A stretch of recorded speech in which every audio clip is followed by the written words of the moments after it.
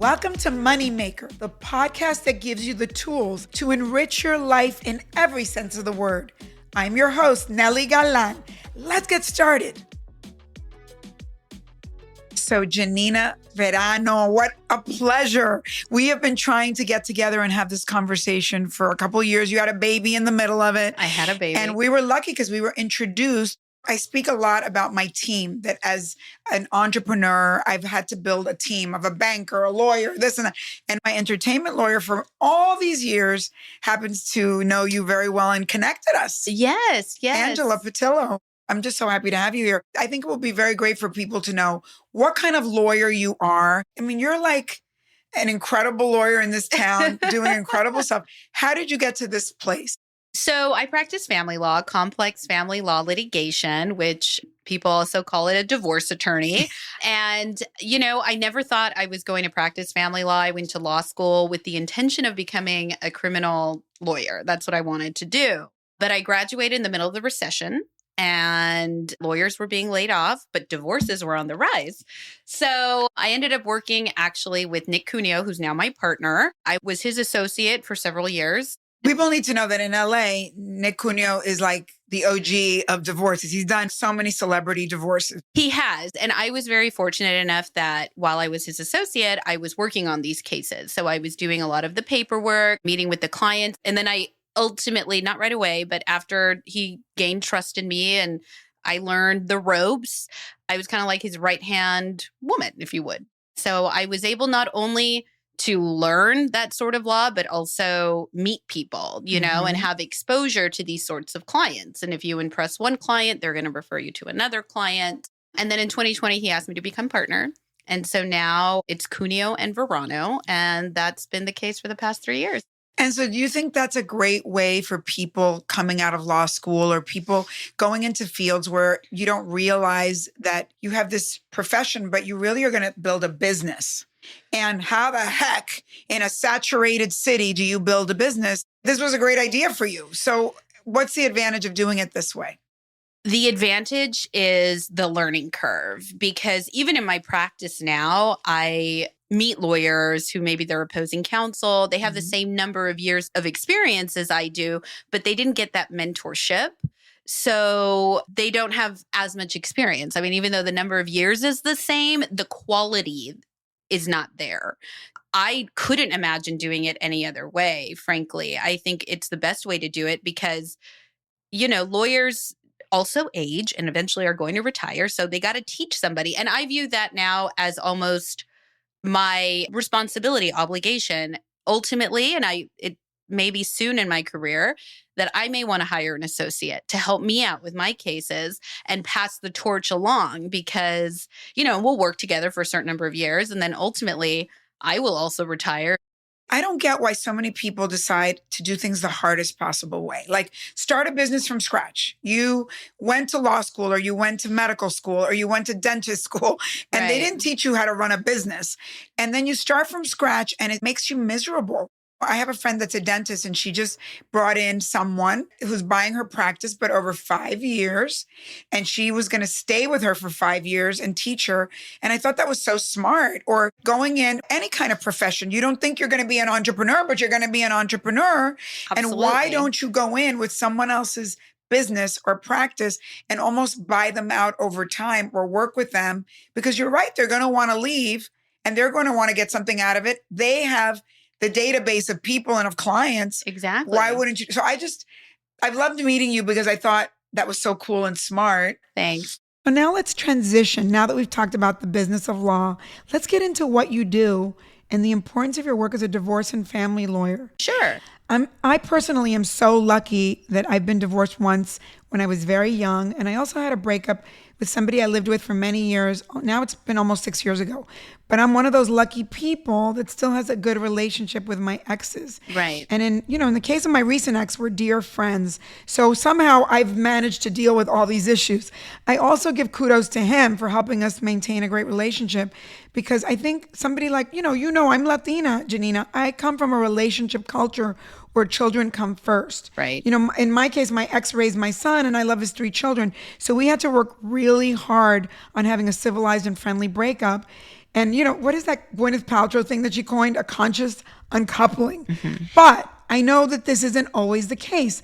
As I said, your firm has handled so many divorces and celebrity board divorces and breakups that you know the pitfalls of when relationships go south and everything becomes transactional.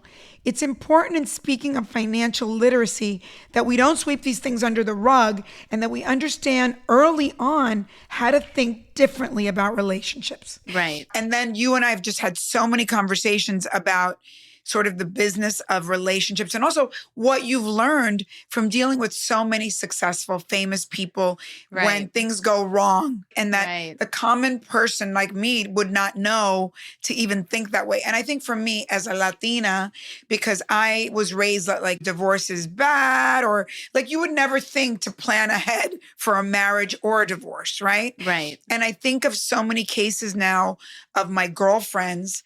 It used to be that men had to pay women, but now women are paying men. Absolutely. And all of us that have done well don't even think like that. So I've learned so much from you. Thank you. I've enjoyed our conversations. But absolutely, as a Latina, going into family law, I mean, I come from a long line of married people, right? That stayed married for years and years and decades and decades. So it was amazing to me, even going into this area of law, seeing how former spouses who are parents to children, how they treat each other. But there's definitely a need for this type of law. And I love helping people through these real transitions in their lives. So I know you're a lawyer in California. And so we want to make sure that you're not giving legal advice, because legal advice is very different state by state, city by city, and it changes all the time. But I think that it would be great for you to talk about, since I talk so much about there is no Prince Charming, and I don't mean just a man. I mean, in our lives, I think we grow up thinking that someone's going to save us. And I don't think it's just women. I think men think like that too. And yet your mate isn't here to save you, and things can go very wrong. And I think it's also true in business. Your boss isn't there to save you, and your company, you may work for Google or Facebook or whatever, and you think, oh, the Holy Grail, but they could lay you off tomorrow. Right. And so to me, it's bigger than just a mate. It's kind of a macro thing of like all relationships. There's a relational part of a relationship, and then there's a transactional part of a relationship. And how you go in is how you're going to leave. And so I think that that's really the conversation is. I really want you to explain to everybody what you told me, which was really life-changing for me, about being really realistic about what a personal relationship is, whether you date someone, whether you live with someone, and about the equity of a relationship and the business model of a relationship, which sounds weird. But can you talk about all these things? I'm sorry. Absolutely. Let me try to narrow it down. Yeah. So I think all of the personal romantic relationships, they all have a business aspect to them. And that's because money matters. It matters who's going to pay the bills. Are you guys living together? Are you going to get married? Are you going to have children? So let me just start with the traditional. Let me ask one thing, because I think Sure. what I learned from you is that romantic relationships are not unconditional. That when you have a kid, you love that kid unconditionally. Even that could go wrong if something happens.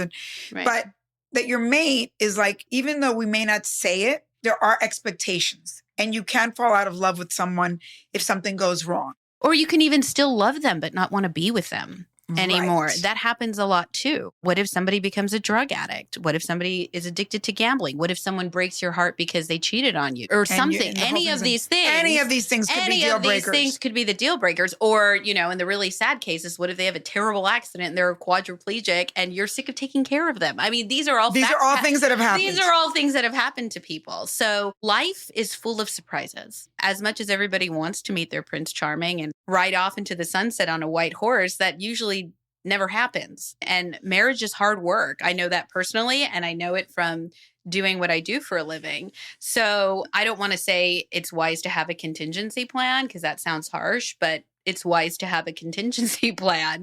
And I think it's getting more and more common that people have prenuptial agreements, that people talk about these things. I think you hit the nail on the head that in our culture as Latinas, that it's kind of taboo, but it's definitely smart because, for example, in the state of California, half of everything that's acquired during the marriage belongs to your spouse. So every dollar you make, you only made 50 cents. Your spouse made the other 50 cents, even if they stayed at home and did nothing. So, and that doesn't matter if you're a man or a woman? Correct. If it's not an equitable situation and one person makes more money than it doesn't matter which one. Doesn't matter which one. It's just during the marriage period. And we see more and more cases now where the woman is the earner spouse and she's the one that has to pay spousal support, for example, or divide her retirement account with her husband upon divorce. And mind you, California, and this is specific to California and some other states, but it's a no-fault state. So even if your husband cheats on you, doesn't matter. He still gets half. But luckily, in California and many other jurisdictions, you can contract around that. You can have a prenuptial agreement, which I advise everyone to do. And even if you don't want to have the agreement, before getting married, go meet with a family law attorney. When you're madly in love, that feels cringy, what you're saying. But I think you have also said some stuff to me that's even cringier, which is that you said to me, in today's world, it used to be like we've heard, maybe young people haven't even heard about this. Years ago, there was this Marvin palimony thing where in the state of California, somebody won a case that the woman that was living with the guy and then he left her, he had to pay her almost as if he was married to her. And then that law got abolished somehow. But you were telling me that in today's world, young people should think about who you live with, who you even date for a long time, who you have a baby with and don't marry. Right. Like there are all these new nuances of stuff that could go wrong. And that really the conversation about the deal that you have, which doesn't sound like love to me, right? The deal you have between you has to be spoken about, talked about, and maybe even papered, which was shocking to me. The best way, of course, is to have it papered because then it's all nice and neat and in a box and there's no argument about what the agreement was. But let me go back to what you said about the Marvin case, because Marvin is still very much alive in the state of California. So what a Marvin case is a long time ago in the 1970s, there was a woman who gave up her career as a singer and an actress to live with a very famous director. And they lived together for 7 years, and the state of California does not recognize common law marriage. So after they broke up, I think he supported her for like the period of a year or something like that. And then he refused to support her any further. And so she filed a lawsuit against him, and she claimed that he was in breach of an oral and implied contract that she was going to give up her career as a singer and an actress to be a housemaker for him and make meals and whatever. And the Supreme Court of our state actually said, you know what? She's allowed to make such a lawsuit, and the agreement doesn't have to be written. So it can be implied via the conduct of the parties. So since in this case, the gentleman was paying all of the expenses, he continued to support her after she moved out of the house and after their relationship was over, that sort of conduct could imply that there was this agreement in place that he was going to support her for the rest of her life. That would be considered an oral agreement, right? Correct. So what we've done now as family law lawyers is we have very similar to a prenup. We call them anti-Marvin agreements. And so when you're deciding to cohabitate with someone, your romantic partner, and okay, yeah, let's live together. People do it all the time now. Some of our clients will have that person sign an anti-Marvin agreement that says, listen, yes, you're moving into my home. Yes, I'm paying all the expenses, but we have no agreement. I am not agreeing to take care of you for the rest of your life. Things like that. And yes, you're giving That's me cringy. How do you say that to someone? Oh, I'm going to move into your house, but you got to sign an anti-Marvin agreement. I think that what I'm hearing you say is that you can no longer, with all the laws, not just in the state of California, Florida is even worse from what I've heard. So that you have to really have a very tough conversation with anyone that you are in a long-term relationship with.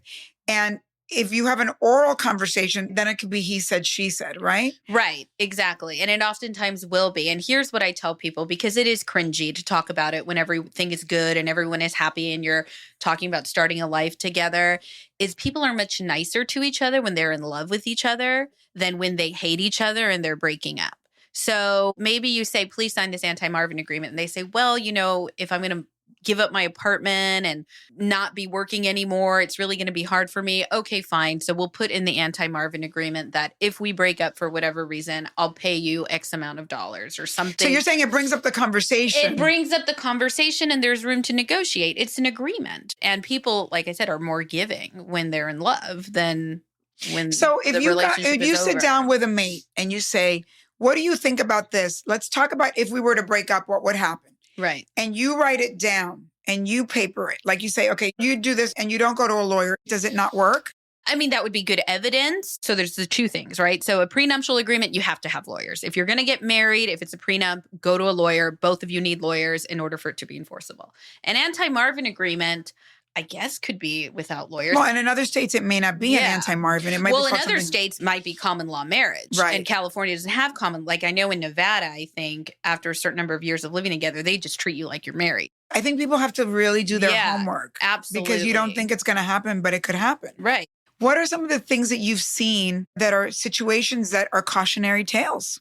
Well, the Marvin thing, I've seen that happen a lot.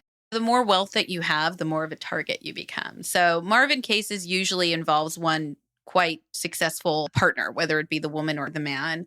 Some interesting cases that I've seen are people that have tried to do their own agreements and then they try to get those set aside because something that we always say, as much as I'm telling you, go get a prenuptial agreement, do this, do that. One of the number one decisions as a divorce attorney when someone comes to me to get a divorce, if they have a prenuptial agreement, is we need to make the decision, are we going to contest the prenuptial agreement or not? Are we going to say it's unenforceable for some reason? And for that reason, I always tell people you want a family law litigator, not just, a transactional attorney or something like that, but someone that's actually in family court litigating cases to draft your prenup because they've actually been arguing the validity or invalidity of a prenuptial agreement. So it's not a place to pinch pennies when you're getting a prenuptial agreement because it'll save you thousands of dollars going forward. Basically, the cautionary tale there is just because you have an agreement doesn't necessarily always mean everything is just easy peasy if something does come to pass.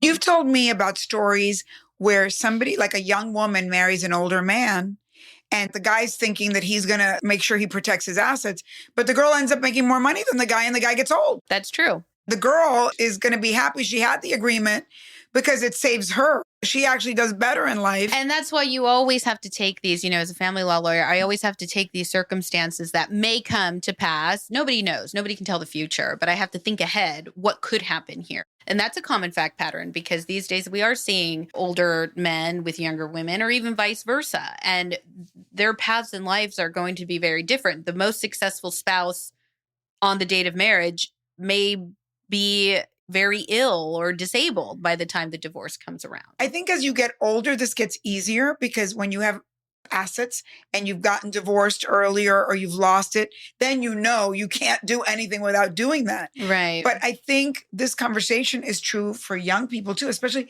when you think about young people that are, let's say, starting a tech startup or something like that where they have nothing. Nobody has anything. And then all of a sudden, the thing you have could hit big. And then you have a problem on your hands. Your mate could own half of what you own. And that's what you need to be careful about. I think it is especially hard on young people. And I've seen that happen where when the couple married, they didn't really have much. They just graduated from college. Nobody was really being successful. And then one of them just their career takes off and the other one just doesn't really do much. And it's frustrating for the very successful one. And so they end up getting a divorce and all that hard work that the successful one did. In the case I'm thinking of, it was a woman. Half of it has got to go to her husband if she gets a divorce. I think now we're more cognizant of all this. Young people maybe don't remember this, but back in the day when women were really at home, all these laws protected women that were home caretakers, and the husband would go off with another woman and then leave the woman high and dry. So they were to protect families, really. Right. But now that women are kind of equalized with men, and it could be either one, women find it hard to have to pay a guy. And that's the law. The law is gender neutral. So it really doesn't matter. And I'll tell you, it's the hardest cases to settle because women don't want to pay their spouses, especially if they cheated on them or something. Hold on. Moneymaker will be right back.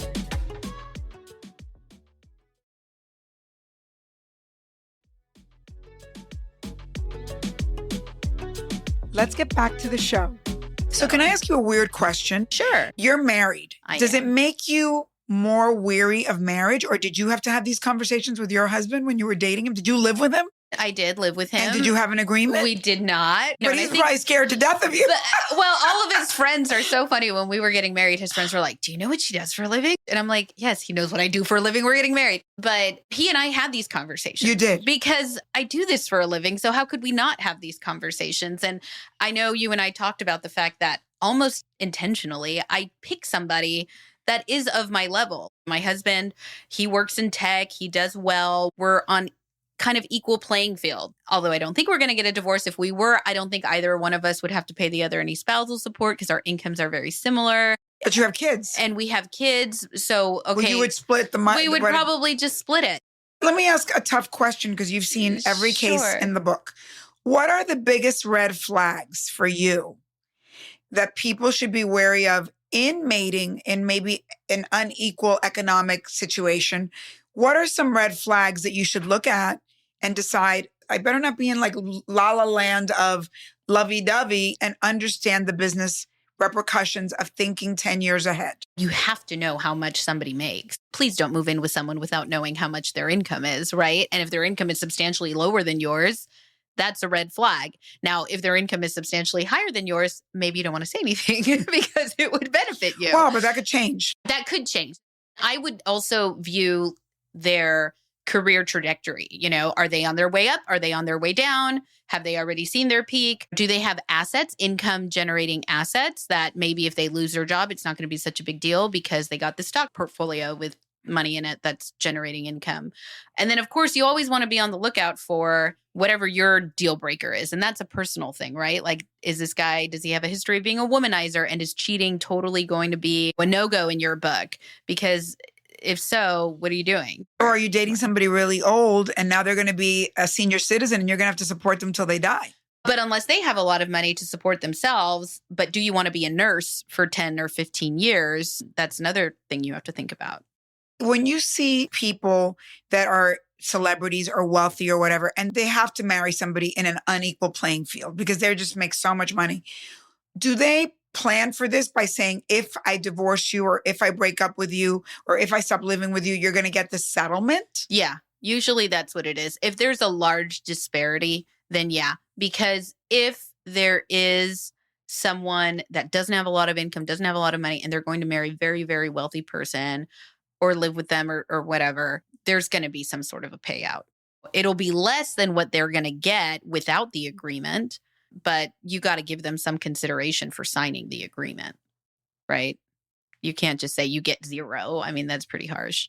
So you're basically creating the payout situation in advance. And then everybody's kind of expectations are known. If we were to split up, this is what's going to happen. And how about if you have children with somebody? Isn't it true that the child has to live in the same form of the parent that makes money? Yeah. So child support is a formula. So the harder part of child support is not calculating the amount, it's determining the income of each party. So when you have a very wealthy entertainer or something like that, they obviously have various sources of income, and maybe they have like a loan out corporation or something that's paying some of their expenses. So that's when you get a forensic accountant involved and you determine really how much income there is. And in California, even though there's a guideline figure that's presumed to be correct in all cases, there is a lot of case law, and I've done a lot of casework on this, on extraordinarily high income earners, which is your income is too high, the guideline amount is too high, no kid needs that much money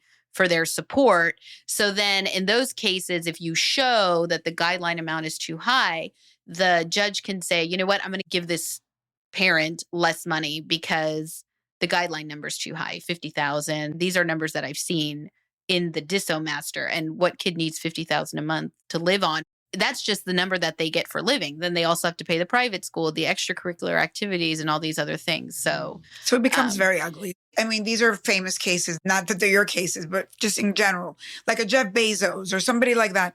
It always shocks me how many celebrities and very wealthy people have no prenup. I know. I mean, you would think those people have handlers that say... I would think so. Some of them I know got married when they didn't have much, so that could be part of it. But you would think either A, their handlers didn't do their job, or B, maybe they just had a conversation with their spouse and listen, I'm not signing this. I've had that too, where we've negotiated a prenup back and forth and ultimately they're like, nope, I'm not signing. And either they're going to get married, or I had one case where they decided, nope, we're not getting married.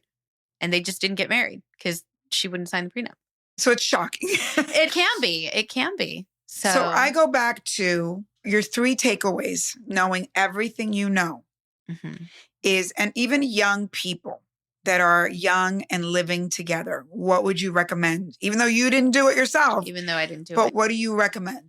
Here's what I recommend. If you're going to get married or you're going to live with someone and there's a large disparity or any disparity really in your incomes and assets, you need to have an agreement. You need to have it in writing and you should go to a lawyer. Because if there's a large disparity, that just sounds like a nightmare to me if something were to go awry. So is that like a domestic partnership kind of thing, or is it? So a domestic partnership is an actual thing that you apply for in the state of California, an actual status, and they're treated just like a husband and wife, and the family code applies to them. So the money and everything applies. So the money and all of that applies. So you don't have to be married to be married. You could be a domestic partnership. Exactly. And by the way, in today's world, we're not saying this is gay, straight, everything. Yeah. So at the beginning of my career, because gay marriage wasn't legal yet, my domestic partnership cases were usually same-sex couples that entered into domestic partnerships because marriage was not yet legal. But now that gay marriage is legal, I see very few domestic partnerships, and it's usually marriages. And I've seen divorces of same-sex couples as well. And so same-sex couples that live together have the same laws. They're going to have the same laws applied to them. Everybody's now equalized. Yes, everybody's now equalized.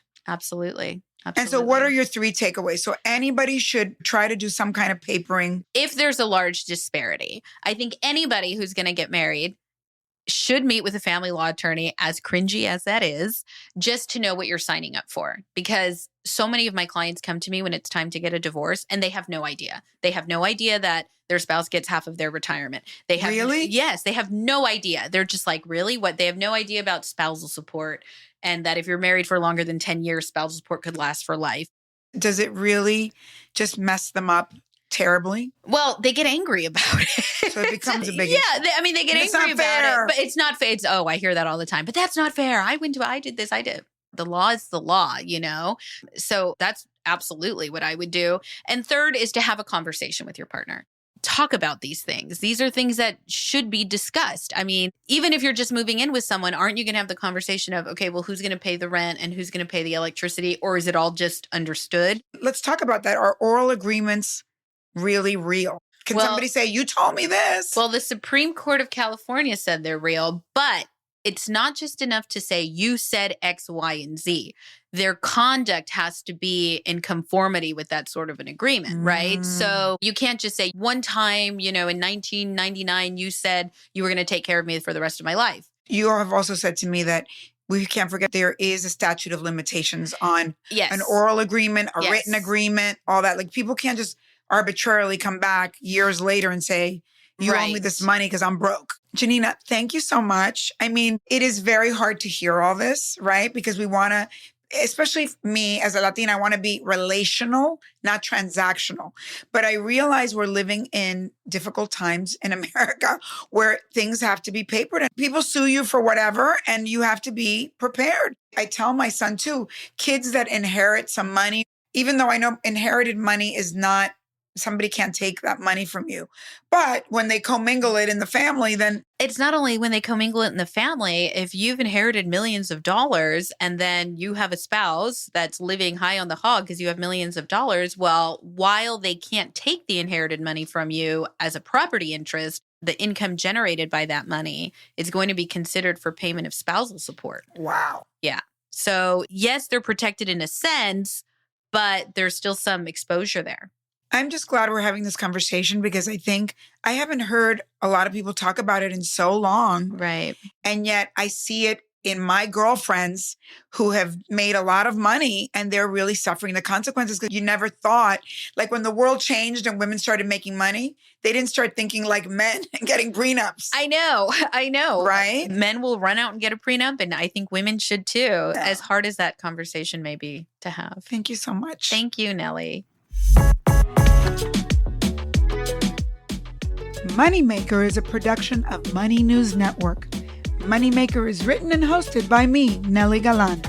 Our executive producer is Morgan Lavoie. Thanks for listening. See you next time.